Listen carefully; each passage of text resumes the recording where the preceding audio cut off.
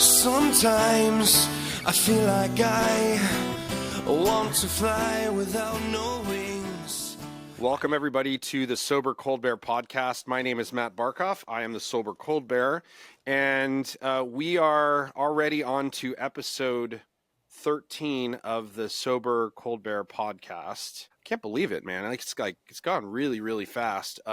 Just incredible guests that I'm so grateful to have, covering a lot of different topics, not just sobriety, but a number of different things.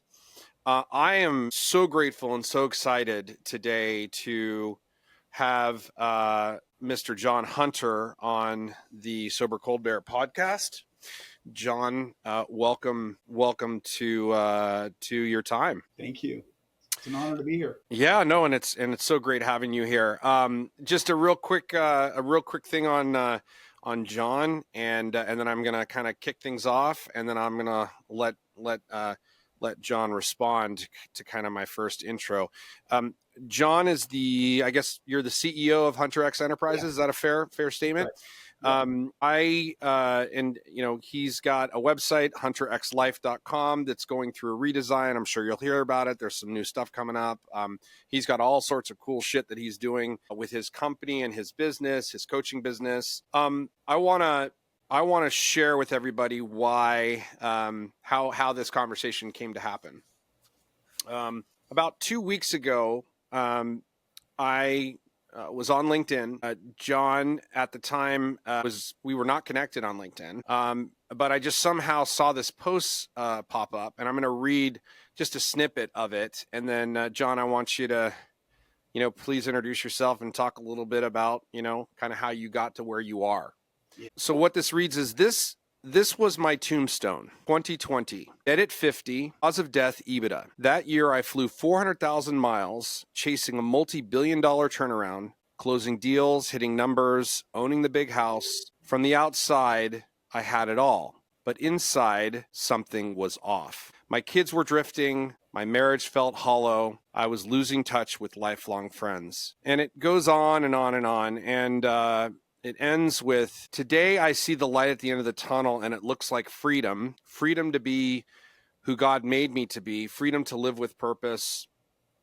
Freedom to be a dad, a husband, a brother, a man, with nothing to prove and nothing to hide. If you're chasing the number and losing yourself, you're not alone. You can find your way back by starting now. Jon, tell us a little bit about kind of how you came up with this, and let's get to a conversation. Well, you just gave me goosebumps listening to that statement, to be honest with you, man. It was a true statement. I wrote it because it happened. Just going into the detailed example of where did that come from? That came from me in an assisted living tour for my mom, whose memory was depleting. And I asked where the men were. And the woman said they're dead. And right at that same time, somebody was trying to sell us, my wife and I, some life insurance. So, and I knew the other elements were out of whack, but it was that moment, because I really wasn't even paying attention to her, to be honest with you. My mind's in the business, my mind's in stress. And so I'm kind of just going through the motions, looking at this home. And I said, this looks like a old person's sorority house, kind of a sarcastic joke. Where are the men? And then she said boldly, they're dead. And then I had the insurance thing, which immediately put together money, laying around my kids without their dad, with a bag full of money. And full. It just gave me a pit in the stomach. It gave me a sense I want to change. I want to do better than that. I knew it was going to be hard, brutally hard transition, but that was the impetus. Now, remember, that was a long time ago. That was probably 2020. Yeah, 5 years. So I've been in the desert like Moses for 5 years, wandering, playing around with things, learning, reading, studying, meditation, yoga, cold plunges, you name it. Trying to get rid of the carcass, what had enveloped me, had become a part of me. Getting it out was takes time. Jon, let me ask you a question, and this may make you feel uncomfortable, and if you don't want to answer it, that's okay. Before you had that light bulb go off, where you were just like, holy shit, like, I don't want to live my life this way going forward? Like, what type of because you're obviously, you know, if anybody sees him, if any goes and looks up Jon on LinkedIn, he is an incredible background. CRO, you know, global head of global VP of sales at public companies. Like, you've done it all, man. Who was Jon before that moment? That's a great question. I would tell you that I'm pretty hard on myself. I think the answer, and it comes to the gravestone. What would people have written? I think the writings would have been nice. I think the writings would have been fine. I wasn't the meat eating, completely inhumane operator, winner, loss. Remember going to my parents, but I was raised by really good parents. My my core is a good degree of self-esteem and integrity. And that was one of the things that carried me through success. And this is where it gets weird. That core can go away. The other stuff can grow on you over time if you're not careful. So I think the bar I had for myself and what my parents have for me, more importantly, what God has for me, what God saw as my potential, wasn't the dude in 2018 with a bunch of work friends, decent dad, some kids drifting, but they're not terrible. And, marriage is okay and charitable stuff is okay, but it wasn't me. And I was the biggest critic of that, which is, hey, this doesn't feel right for me. And I think, I'll add one more thing. I mean, I definitely would get feedback to this day from people who work for me who've been like, hey, you were such an asshole back in 2008, and they say it tongue in cheek, like they have respect. No, for but they mean it. They clearly mean it in their own kind of way. I had to get people off the beach. We were invading countries, burning cities down, and I was trying to be the most humane person I could. I was young, and I always tell these people, I reserve the right to change. I've always reserved the right. That's what I got from my parents, which is I wasn't done learning at 32, depending on the title and whatnot. But, I like that question, man. It means everybody can change. If I can do it, and I'm a dyslexic, attention challenged, a B- student, anybody can do it. They really, really can. What were some of your worst character defects that you immediately started to pay attention to, and how did you? Because as you know, I'm an addict and an alcoholic, part of an AA program, and this is kind of why I created the podcast, Jon, is to basically bring sobriety, recovery, and business together, not just talk to other folks in a sobriety program, but to just talk to normies like yourself. But one of the steps that we do in the 12 steps of AA is steps 4, 5, 6. We write a list down of those that we have resentments against, and then we basically write down all of our character defects. And I have about at least 30 character defects that I am constantly dealing with. And the question is, like, how do I, whenever I'm in a situation, how do I avoid that character defect coming up, and how do I focus on the positive, the opposite of that? What were some of your character defects that you were just like, I can't do this anymore? I think generally it's being disconnected, being lonely, being in the shadows. I wasn't designed for that. I don't think men are designed to be alone. And I think men, as they get 45, 55, and it's in a lot of spiritual books, become more and more isolated. One tangent to this is I wrote a post before that one about losing my dad. You want to talk about a mistake, right? My hero dies in 2006, 2005, and I go back to work within a week. And it was, I remember when he died, I thought the world would rattle. That's how.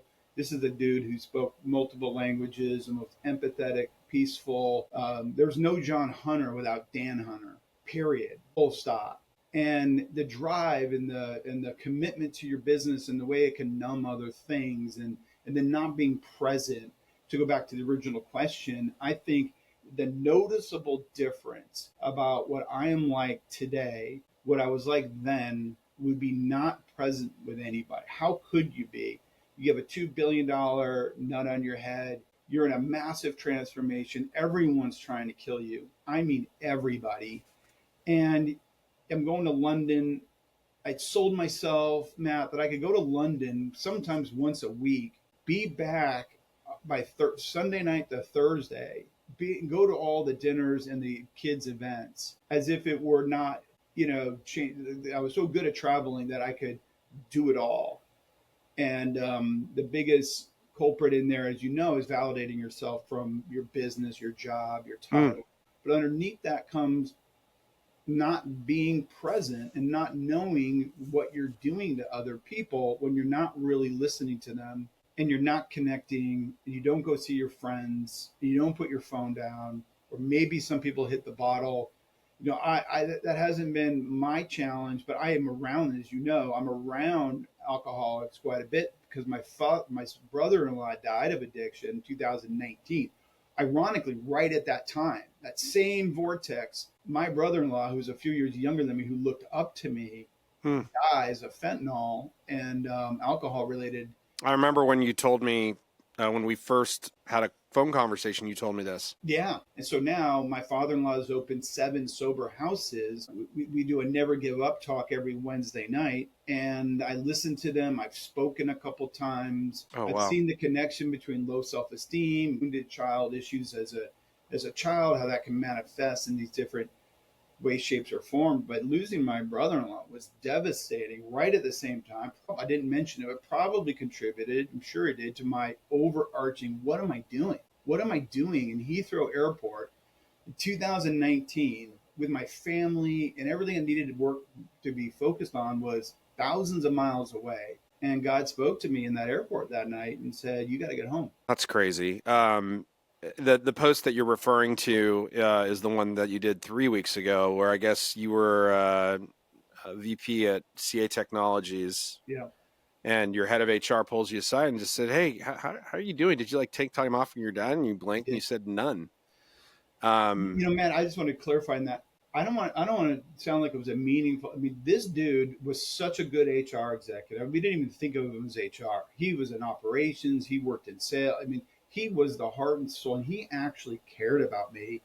I could not see what he was talking about. Not insane. Couldn't see it, man. It's not like I heard it, thought about it, was noodling. You were just totally numb to it. You were on autopilot. Didn't even fathom. It's not like I went to work like some people talk about, like I'm going to go to work to numb this.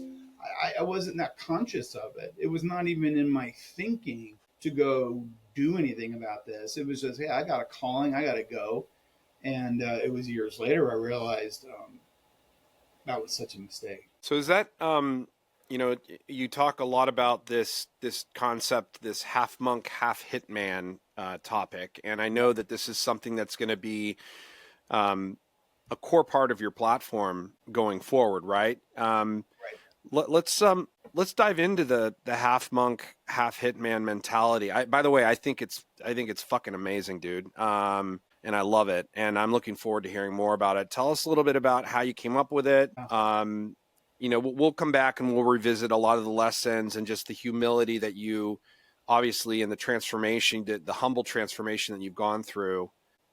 But tell us a little bit about half monk, half hitman. Well, first of all, you go back to my career, right? I joined CA Technologies, used to be called Computer Associates. It's a founder culture out of Long Island, New York, from a guy named Charles Wong, who was the most, focused, some say ruthless founder, acquiring the mainframe industry. And so at my core, being a hitman, or being what I sometimes refer to myself as a reformed barbarian, because it was barbaric times from 94 to like 2000, somewhere in around 2000. And it was Eat What You Kill, which was the name of the presentation I gave to get the job. My dad and I wrote a presentation about what we thought Charles Wong was looking for. Low entitlement, be in front of customers, no frills, no complexities internally. When you make $1 million, if you lose, you're dead.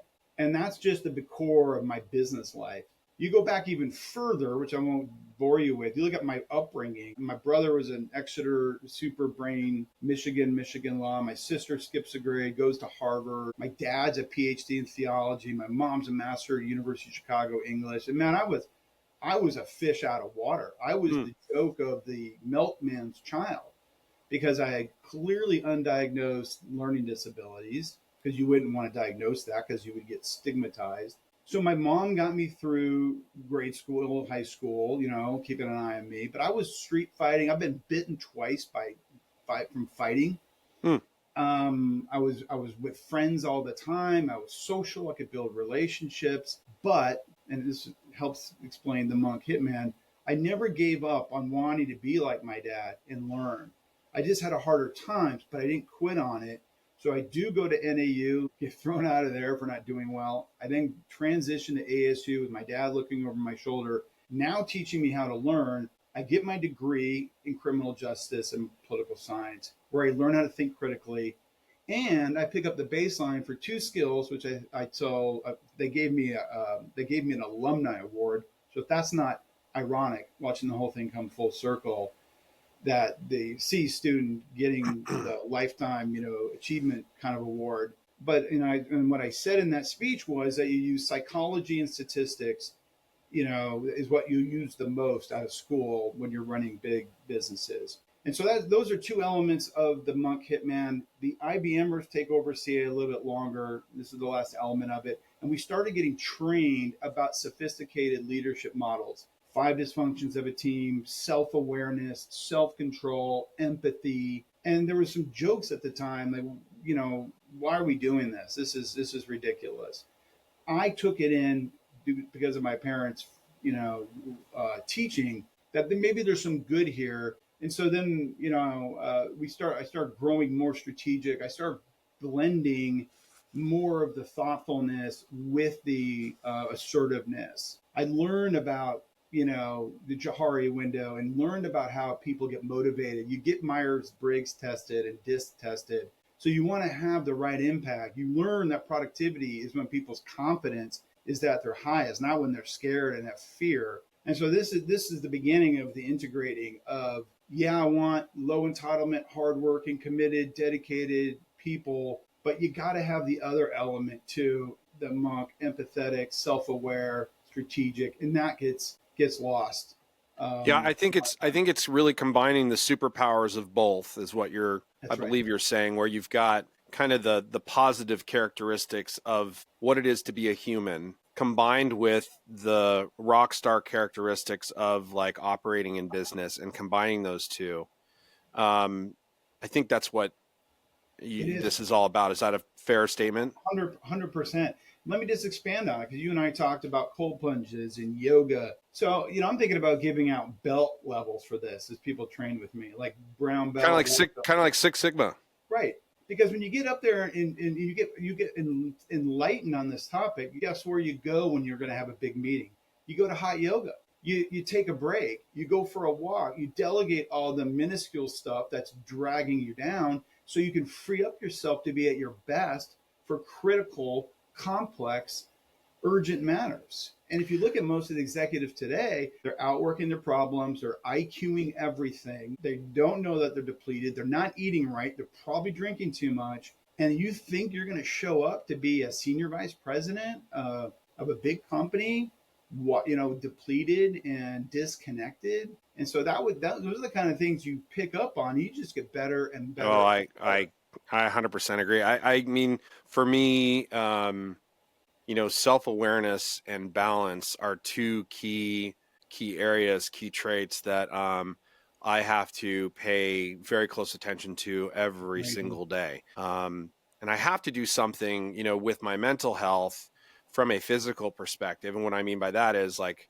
not just going for a walk, but actually maybe going to the gym or doing, sauna and cold plunge at night. But for me, it starts with like going to a meeting every single morning. I think your point is very well stated. I think a lot of leaders get out of balance, and they get so caught up in making money and doing big deals. And I'm not saying that's a bad thing. I mean, we all want to be successful in life, right? I of course want to be successful in life, but if you can't have that balance, one day you're going to wake up and you're going to be like, what the fuck happened? What did I miss? Like, Well, let me double down on that with you. yeah, So please. there you are, you're 29 to 35, you're in sales, You can be in any job, any industry, but let's just use salespeople. You get promoted a couple times, you get married, you don't take any marriage counseling, you have no clue, you start popping out babies left, Yep. right, center. There's no marital plan, there's no spacing plan, there's no budgeting going There's on, no guidebook. no guidebook. So your job just went in 3 year span and quadrupled. The pressure is different. The requirements are radically different. You don't even pay attention to what just changed at home, which is you just quadrupled your home life. Now you go, well, you got to get the club, you got to get the car, you got to get the other stuff. Your OpEx goes and goes. You're getting more depleted. You now took over 3 different regions you never had before. You've never had to travel that way. You don't know how to eat right, which is part of my training, is how to eat a particular way. So you're eating like crap. I want to get into that, by the way. I want to talk about diet and exercise and stuff like that, but please continue. But you see the pattern here where it starts, right? It's not like it's a black and white thing. It's like boiling the frog. Before you know it, you wake up and you go, "What the hell happened?" I'm depleted. Forget friends. When would you have time to go see a friend? When would you go to a book club? When would you go to a Bible study? Are you kidding me?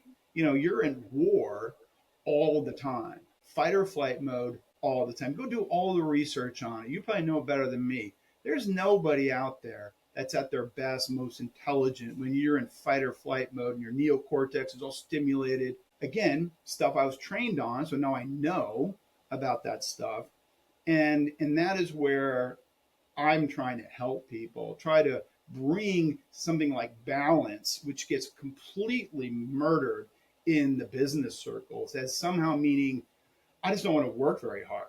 I'm just weak. I'm soft. I need to go, and just find myself. The way I try to position it is I position it to make you better, to make you more productive, to make you more effective. That to me is why I don't look at my phone on the weekend. It's because I am dog shit on Monday, period. End of story. As opposed to being in your garden, going on a hike, cold plunging, building your self-esteem happens when you do stuff is aligned with your values. When your self-esteem is high, Matt, you can take chances, you can be bold, you can be provocative. If your self-esteem is low because you hate what you did for the last 2 weeks, you show up with your head down. Like, I don't like myself. Yeah. I mean, look, I first got sober in 2021. John, I was 47.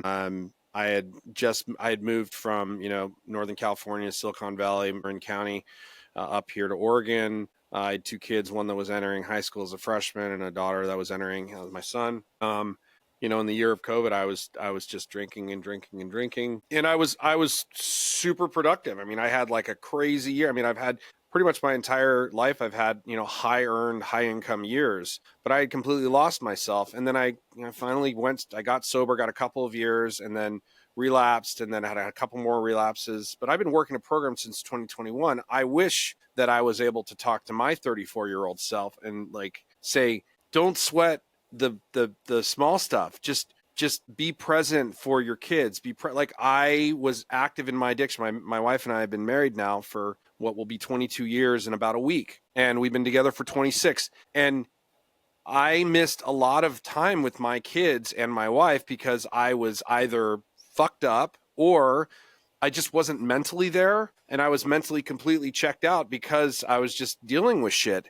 And so I really wasn't there. So it was almost like I was, this dry drunk and completely, a lapse of everything. So I wish I could go back and talk to my 34-year-old self. That being said, I'm now 51.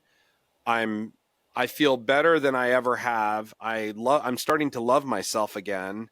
And I know what I'm capable of doing. Now I've gone off and started this podcast and I've launched a company and now I'm doing all these other things that I know are going to help others and be of benefit, not just to myself, but to others. Well, let me give you an example to bond with you even more deeply about present. 2000, I'm the EVP at OpenText.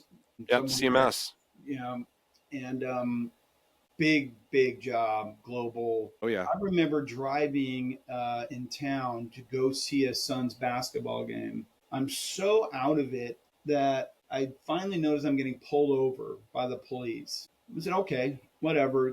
Cop comes to the window and he's looking at me like I murdered someone. And he said, "What are you doing? Why didn't you pull over?"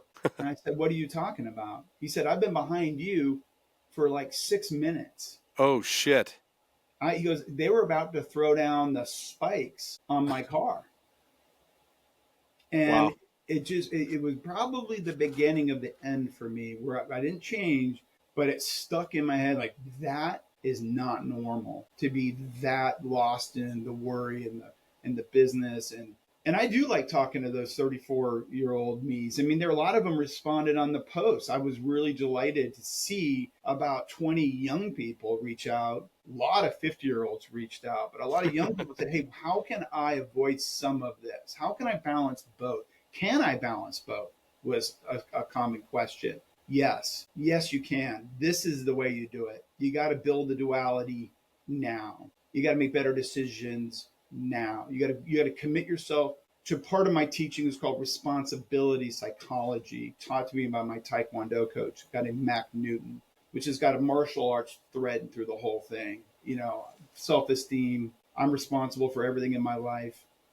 And if we can get that embedded earlier, I think you can see people saying no to a job that's not right, saying no to buying something that's not, they can't afford. Mm. All of that stuff can be affected earlier, I believe, and I'm going to give it a shot. What, how many, I would assume that the response rate on top of, folks in their 30s reaching out to you, but what has been the responses from, leaders, colleagues of yours, at these different companies? What have they been saying to you? I don't want you to obviously name names, but maybe you could kind of give me some examples of some good feedback and some not so good feedback. I know, we talked about this. Big companies, there's big egos, there's politics, there's all sorts of things, and you're constantly having to like put on this fake suit and have to show up and be the person, or that you almost become this person that you don't necessarily know anymore. What were those guys saying to you? Well, it's a great question. So one thing that was a little bit surprising, this is probably it is the post that had the most new people. I think I got 800 new connections. I think the comments were 95% people I've never met before. So that's pretty telling that the people that are close to me are probably the ones that are most like me, the most in the matrix, maybe the most sensitive of just to make the fear go away, which is what a lot of them are doing. And I get it. I'm very empathetic. But I think the first thing is that the thousands and hundreds of people reaching out, the million people that liked or looked at it were people that have never really seen me before. And it just talks about the power of the message across every industry and every age. But a lot of them were 45, 55-year-old operators. And it was very clear they had gotten to that range and were like, "Hey, I'm new. I'm a little bit older, a little bit younger. I want to talk. I want to get some wisdom. I could use some coaching." And I'm scheduling them. I still have 2 weeks left of meetings, Zoom coffees, just to follow up with a lot of them. But not a lot of them were super close to me, and I think it's because a lot of those barbarians are not reformed yet, and hopefully soon they will be, and I'll be here for them when they do.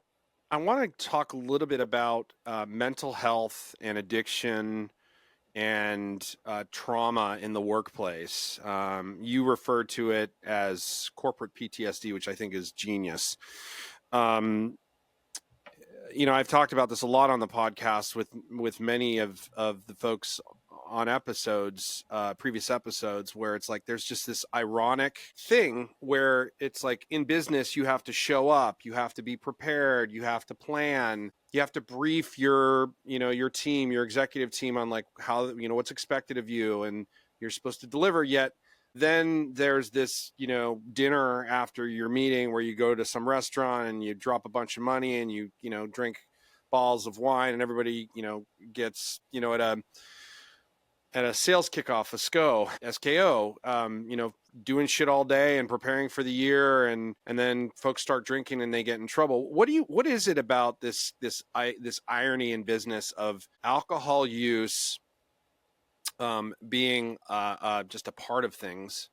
And that's kind of the first question. Then the second question is like, how do you feel around like what organizations are doing around addiction and mental health and trauma and helping folks become the best version of themselves? They're great questions. I can go on. We could do a whole podcast on this one alone. Try to. Oh, we'll probably do more podcasts It'll be fun together, to dude. come back This is to it. not the last Yeah, time. I think we should come back to this one. My view on this is going to come from the baseline of what we're already talking about, which is understanding yourself and how you're at your best and how self-esteem works and and then later, what trauma even means. So I remember when I came out of open text, I felt it was traumatic. I didn't know what trauma meant.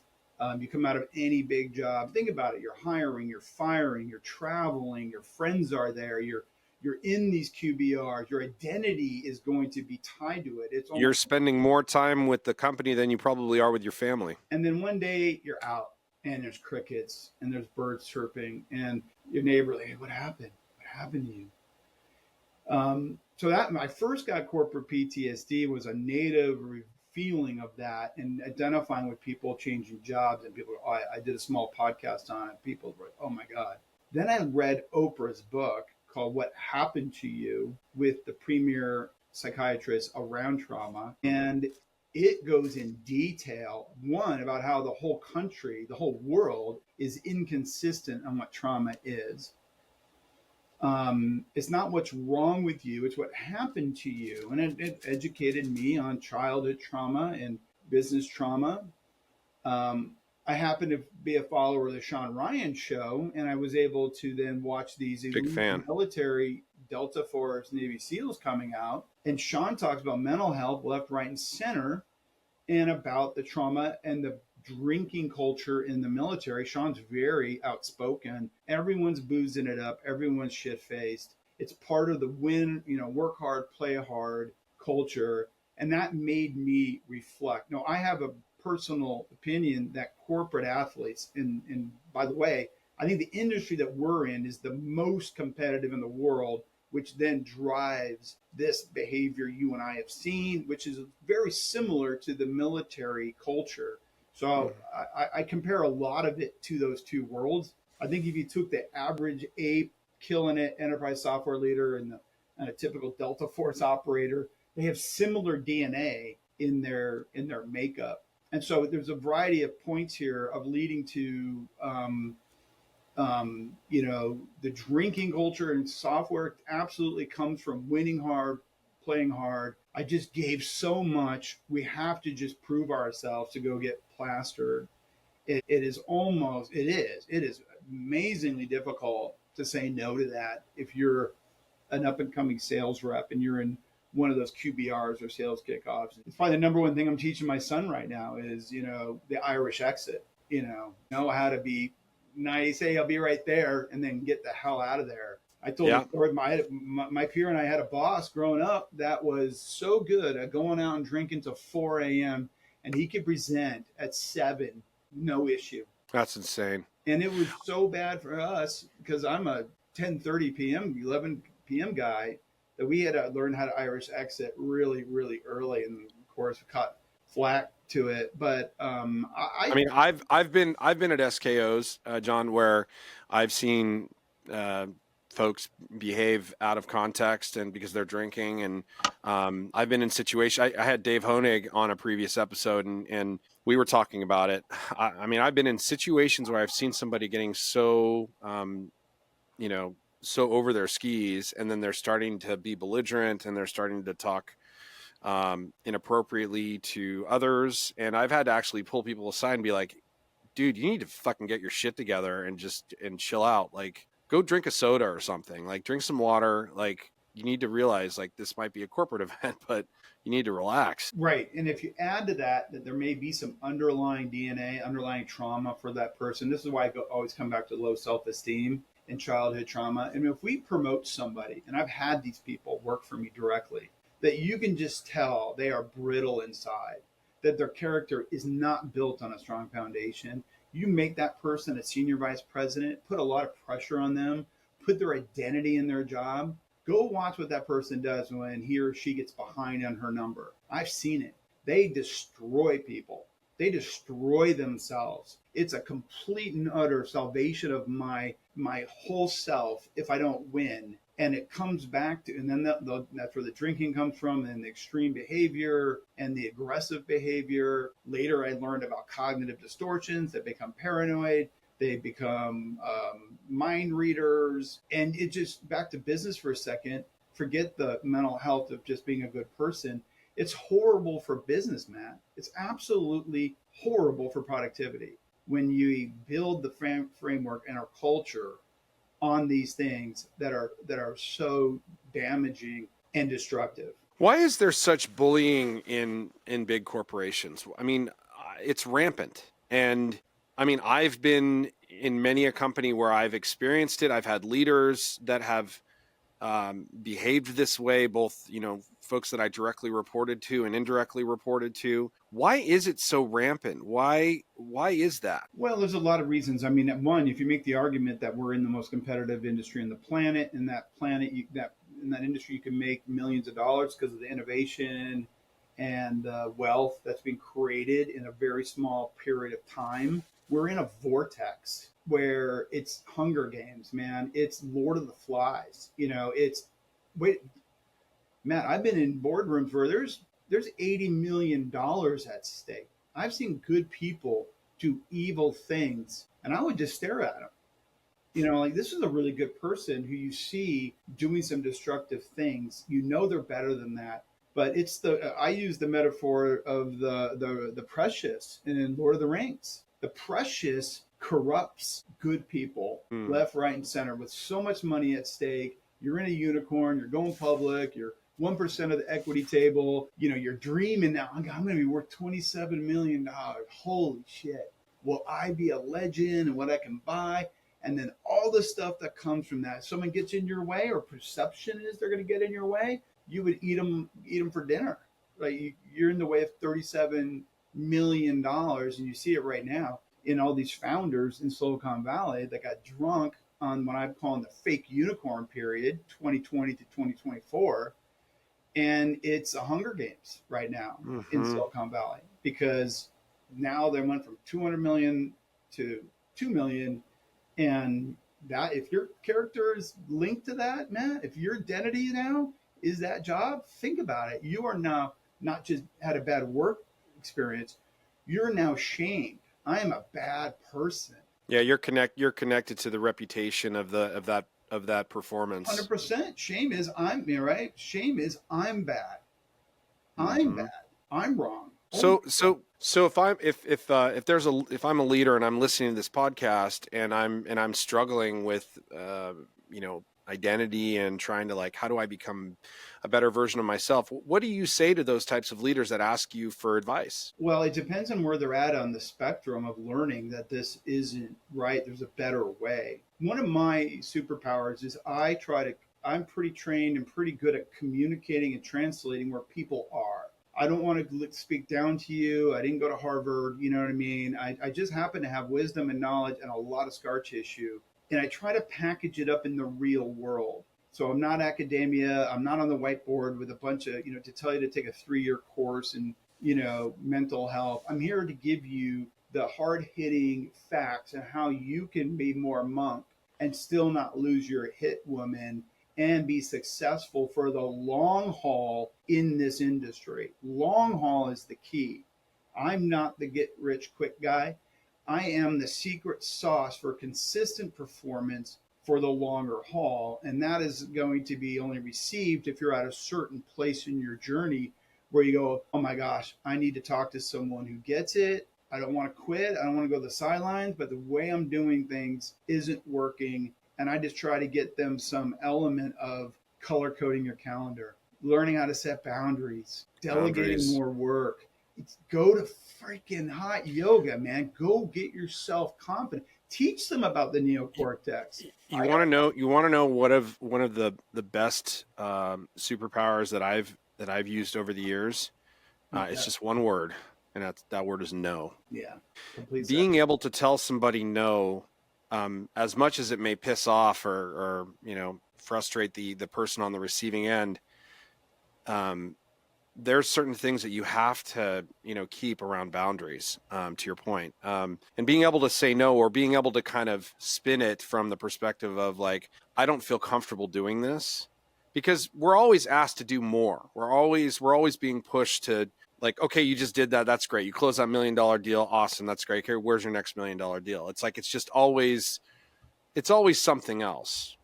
But being able to, stay humble through it all, and being able to actually set boundaries and your intention, that's a really powerful characteristic. On the flip side, the kryptonite of that, as the kryptonite is, you just do everything that everybody tells you to do because you think that's what everybody wants.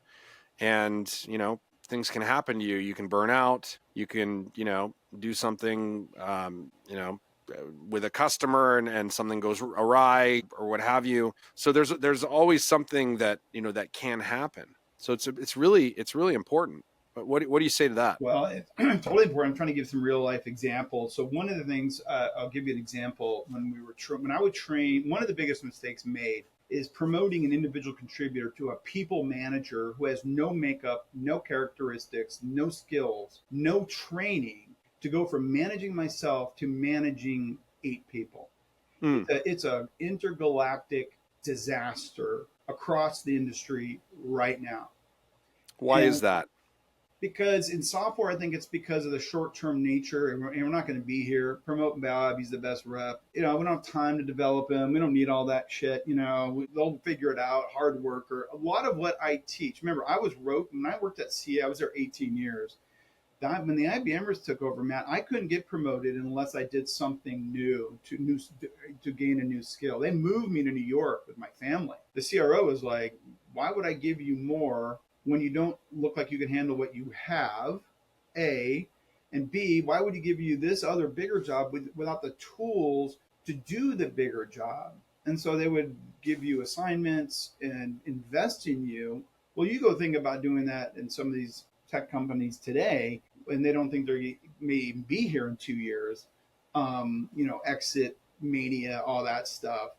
And I also think it's because a lot of EQ work is considered weak and soft, and not related to productivity, which is a complete and utter bullshit lie and disaster, killing managers. But the example I give let me give you the example. So I've done this with hundreds of people. Like, you're the rep. You have your activity levels down. You have your calendar down. You're married. You got 1 kid, and you got your system down. You make your money, you make 10% commission, you're kicking ass, life's good. Hey, you now have 8 people, and you have other responsibilities, partner people, finance now wants to talk to you. You have a whole different deal, but you're running your same playbook.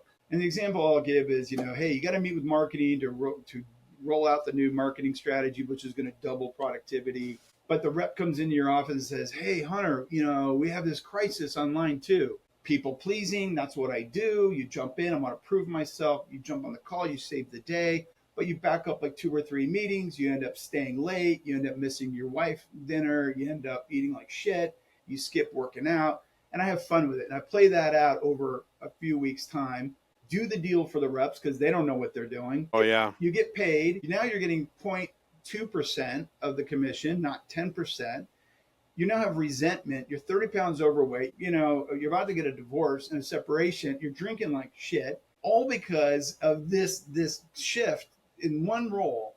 And by the way, 3 or 4 of those reps are going to quit anyway because you're a tyrannical boss, doesn't do coaching, doesn't set targets, isn't a system thinker.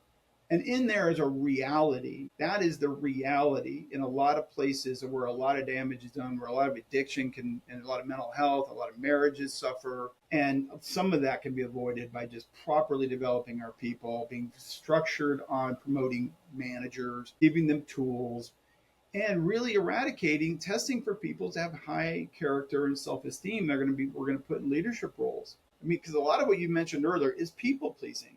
Like, why would you say yes to something that's against your values and is going to get in the way of your prior high integrity commitments? It doesn't make any sense.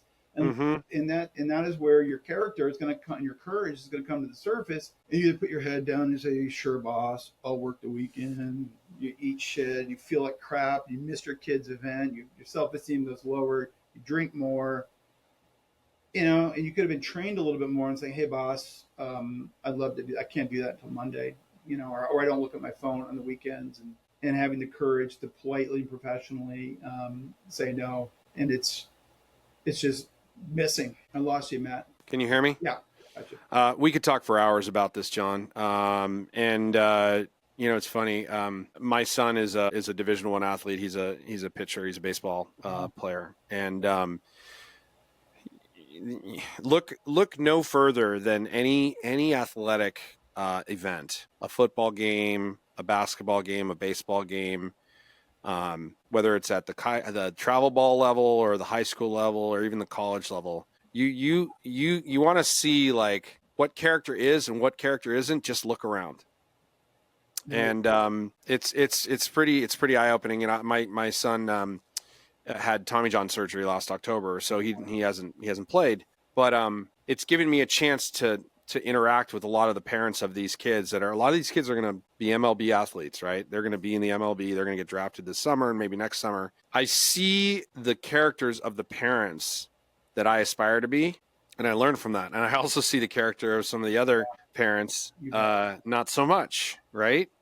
You can do this. You can say the same thing around business, right? Like there's certain things that you see in folks, and you can tell really early in a person's career, what that person is capable of doing. And then you want to bring them and you want to mentor them and you want to give them the proper coaching. But I agree with you. Like it's, having the self-awareness to be able to shift and to be able to quickly learn from something, admit that you need to work on it, and then, pivot. That's a really hard thing to do. I think it's easier to do as we get older. Right. I think it's much harder to do as, when we're younger. Well, I want to capture that, and I want to come back to the chemicals in the brain too, because it aligns with the mental health topic. And think about the paradox in this one, as you mentioned, when we get older. So if you looked at my attitude growing up, it was up or out. Fire me. I don't care. I'll get another job. I don't have a lot of debt. I don't have a lot of shit. I don't have stuff. No one owes me anything. I have no entitlement. I'm a freaking no-name, lumber devil from Phoenix, Arizona. So guess what? It gives you this freedom to go for it.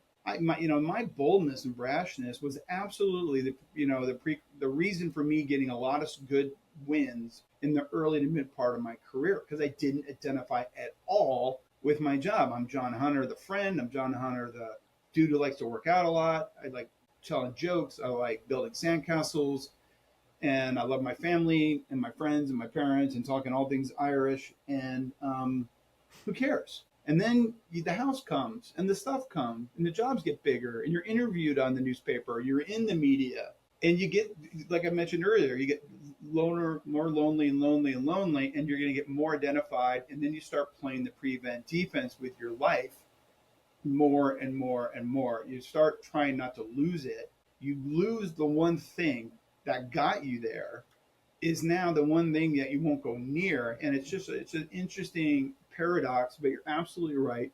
That is where people are feeling it, is later in their career.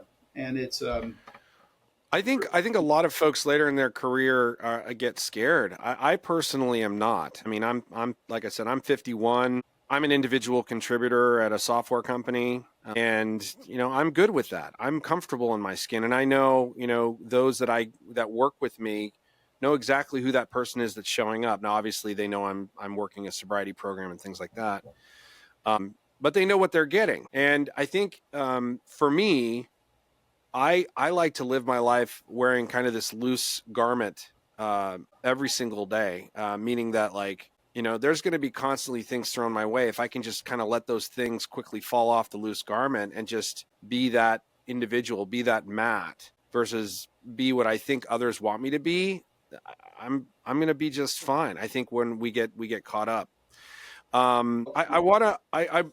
really want you to come back, John, for a few future episodes. So what I'd like to finish with is, I want you to tell us a little bit about kind of where you're going with HUNTERx Enterprises, for the next couple minutes, and then we will go ahead and wrap. And obviously, there's going to be so many more topics that we can cover in the future, whether it's fear, or whether it's how to interview, or whether it's big deal making. I mean, there's going to be a ton of things we'll talk about. But tell us a little bit about your plans for HUNTERx. Yeah, and I'll catch a little bit of the fear thing in this concluding. Sure. I'm going to go back and build offerings for basically every version of myself that needed me at that juncture. So I'm going to build out a leadership curriculum. I'm trying not to be a consultant. I don't want to sell my time. I want to get to people and make impact and have joy at the same time. That's my commitment to myself. Bigger than this, I want to unleash and free thousands of people that feel that they're not, by giving them this kind of hard-hitting monk hitman messaging curriculum tool set to fall in love with themselves, not care, go for it, but do it in a meaningful way with structure. And so I have all kinds of things in the works. Like I grew up with this moniker called building the best sales force on the planet, not the company sales force, but being the best sales force, the team that works for me. Yep. And it's the standard. What I think you need to be is in enterprise software is this level of commitment. I have modules, and it's designed for second line manager, teach them how to be a second line manager, how to be a first line manager. And I go back to thinking, oh my God, when I was a frontline manager, as I talked about earlier, I wish I had more structured real world training tools, a coach that's not an enablement person. Like I'm the least enablement guy in the fucking planet. I mean, I would eat enablement people for lunch, but I know how to speak to these meat-eating junkyard dogs. And for those that want to become reformed barbarians, I'm going to create a reformed barbarian program, maybe a cohort class. You let people come in that feel they're in that VP hitting that wall range, Matt, that want to reform, want to go up the mountain, but maybe want to do it rounding their edges, taking a step back, learn more about the yoga without losing their drive or retiring. So yeah, I'm going to package. I got my responsibility psychology I mentioned earlier as a more integrated element. So when you train with me, depending on what we do together, you're going to get this. I'm responsible for everything in my life training and how that affects you at home. No blaming, no finger pointing. When you quit, you get fired from a job. Like, yep, it's on me. It's my decision to work there, and how that frees you to go be the best version of you. And it really is at its core a non-fear-based leadership life system to transform yourself and your business. I love this. This is amazing. And everybody that listens to this, you can go to hunterxlife.com to see all the content there. You can follow Jon on LinkedIn. I know there's going to be some refreshes coming. I also think, in closing here, Jon, it's just, taking risks and putting yourself out there. You're not going to get it right the first time, but you clearly have a vision for what you're doing. And I mean, I didn't know what I was doing when I started doing this podcast. I just said, I knew I was onto something, and I knew I'd be, helping somebody out there. As long as I'm helping somebody out there, that's all I care about. And so, that's just awesome. The t-shirt I was going to wear for you today said, I have no idea what I'm doing. And then I realized I had a professional Zoom I had to be on earlier, so I didn't wear it. But you'll see that shirt coming pretty soon as I do launch stuff that won't be perfect. But to your point, I'm trying to help people, and I'm just going to make it better. But I'm not going back in the matrix, man. This is where I am to stay. I love that. And I love people reaching out to me. I'll help anyone I get my hands on. I love it. I love it. Jon, thank you for being here. Thank you for your honesty, your transparency. We'll have you back on a future episode, and let's make sure that you wear that shirt, in a future episode for sure. Okay. This concludes episode 13 of the Sober Cold Bear podcast. Thank you, everybody, for joining. Again, my name is Matt Barkoff. I am the Sober Cold Bear. Remember, whether you are an addict like myself in addiction, currently are thinking that you may have a problem, it's likely that you probably have a problem. So ask for help. Ask your loved one, ask your wife, ask your husband, ask your best friend, ask your, a trusted person at work. It's okay to not be okay. It also really is not okay to be alone on this.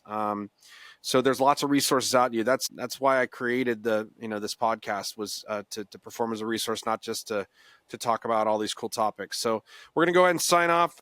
Thank you, everybody. And Jon, you are, so much to talk about. Thank you so much for being here today. Welcome, Matt. Thanks for having me. All right. See you soon, everybody. Bye-bye. Sometimes I feel like I want to fly without knowing.